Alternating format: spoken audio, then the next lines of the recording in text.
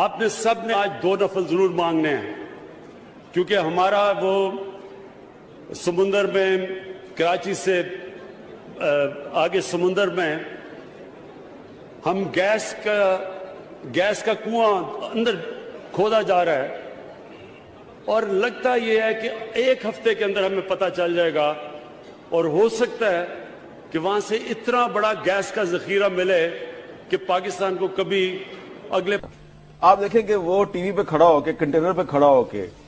ٹانگیں اس کی جڑی ہوتی ہیں، اور کتنے اعتماد کے ساتھ انگلی ہلا ہلا کے ایسی بات کرتا ہے جو اس کو پتا ہوتا ہے غلط ہے لیکن وہ بڑے اعتماد کے ساتھ کرتا ہے۔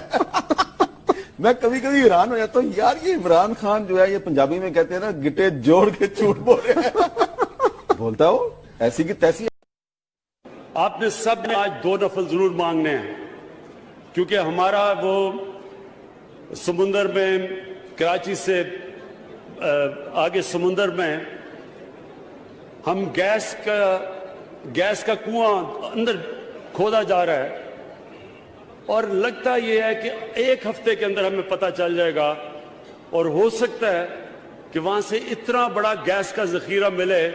کہ پاکستان کو کبھی اگلے آپ دیکھیں کہ وہ ٹی وی پہ کھڑا ہو کے، کنٹینر پہ کھڑا ہو